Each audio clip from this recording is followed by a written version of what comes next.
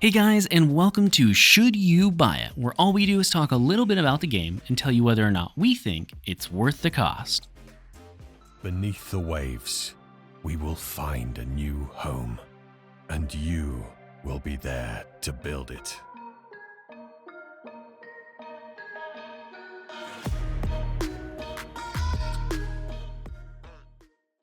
In this episode, we'll be playing Aquatico, the underwater city and colony sim game where you must build a thriving civilization in an underwater world. Now, before we jump too far into this video, we want to make sure that you guys know this video is sponsored by Aquatico. Aquatico is the new underwater city builder game with groundbreaking features. You currently can get Aquatico for a 10% discount on Steam right here and now if you're watching this on release. Otherwise, you can also get a discount if you purchase it with Patron as a bundle. Aquatico also has a 2-layer construction mechanic built into it, and it is a big part of their gameplay later on. And with all that being said, let's jump into the first question that we always cover in these videos, and that is what stage of development is the game in? And in this case, Aquatico is basically in early access more or less because the developers are planning to add more content after release. They actually are planning to put out a roadmap, so if you're watching this later down the road, make sure to go check that out as there's a good chance it's currently available for you to see so you know what you can expect to be in the game right now if you're watching this down the road. It's currently available on PC for roughly around $20, depending on your area and whether or not you pick it up on the launch sale. So what exactly is Aquatico? Well, in Aquatico, the entire world has been ravaged and it's now the apocalypse. Humanity's last hope is to build an underwater civilization. It will be up to you as the player to guide your city into prosperity as you work through the game's many systems. Now, what can you actually expect as far as how complex the game is? Well, in Aquatico, you can expect to have some very in-depth systems. You've got all your standard gameplay mechanics that you would expect to see with things like farming, housing, building, electricity, managing workers, and more all being implemented. The game, of course, has much more to do in it than just that. For an example, you'll have to use pipelines to send a variety of different resources such as oxygen, oil, fuel, and power across your city. These essentially act like plumbing or telephone wires that you might find in other city builders. Some structures won't even require you to use those materials though, but instead will require you to use carryable materials. These include things like food, iron, sponges, tools, stone, glass, and much more. These items must be transferred from one structure to another with workers, unlike the resources that are automatically transferred with pipelines. Therefore, if you don't have any free workers to transport goods, then your civilization is going to come to a screeching halt. With this being the case and humanity being nearly wiped out within Aquatico, you'll have to rely on your worker drones to do most of the heavy lifting. You see, there are 2 worker types within Aquatico, and those are the humans and the drones.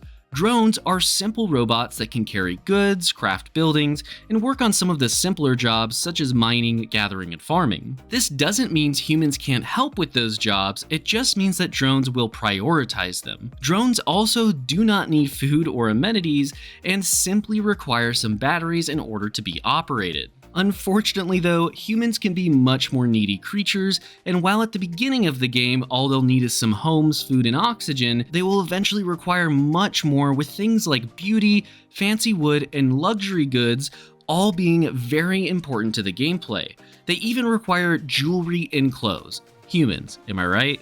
While yes, humans can be a waste on the drone society, they do have some uses. These include the ability to make drones, work more advanced jobs, and of course, pay you that good old-fashioned money. The city simply cannot grow without them in their finances, and so at the end of the day, I look at the humans as money-making, drone-constructing machines more than I do anything else. Now, there are several reasons that money is important within Aquatico, but the primary reasons are because it's used to purchase resources or goods, as well as it being required for you to unlock more advanced structures through the research system. The game has a pretty linear research tree for the most part, but it does have some good offshoot little trees that you can go down that give you some nice perks and bonuses. At the end of the day, you can expect most of your progression to be directly locked to this research system, and therefore it is somewhat time-gated to make sure that you don't grow faster than you can handle. Now let's move over to the pros and cons section of the video. First up for the pros is the fact that the game has a pretty interesting setting. I can't say I've honestly ever played an underwater city builder before, especially one that really leans into the fact that it's underwater to help make the game a bit more interesting, with things like shark attacks happening every once in a while just to spice things up. The next pro is just that the 2-layer construction aspect of this game was really fun to engage with and really unique to experience. You actually get to build on top of your functioning civilization down below, and your beautiful humans can make you money from above. It's almost like playing 2 separate games that rely on each other in order to continue forward into the progression. And finally for the pros is the fact that you had to think very carefully about what resources you needed and how each resource worked and intertwined with the other resources, and made it so the game felt like it had a significant amount of depth when compared to many of its predecessors. Now for the cons. First up for the cons is the fact that the UI felt a little too in-depth. Certain things just aren't displayed to the players, such as how many of some of the not so important resources you had without going through a whole separate interface just to access that information. I also felt like some of the systems really warranted more explaining past the initial tutorial phase of the game. After that is just the fact that the game never really felt all that challenging. You can fast forward time and pause, so if you get in a pinch, it's really not all that concerning to you as the player, and I never really felt that kind of situation where I was like, oh no, I might lose my city throughout my time with it. I do, however, think that the devs plan to add a significantly harder set of maps in the future, as when you go to launch your game, you can only currently choose from a variety of maps that are considered normal difficulty.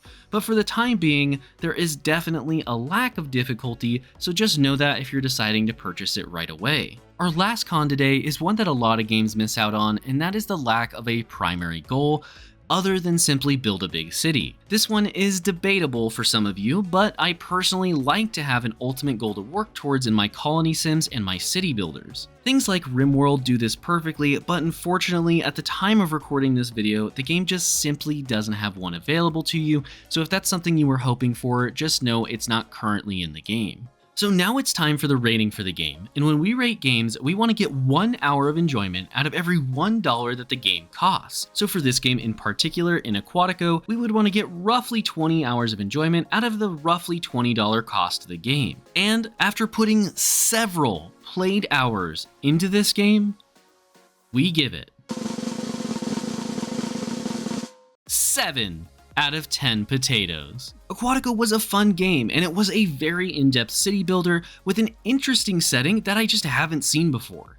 It really brings you into the world and keeps you thinking about what you should do next every step of your way while you experience the world itself. Personally, I would like to have a goal to work towards, but if that's not an issue for you, then I feel that Aquatico is more than likely worth the cost.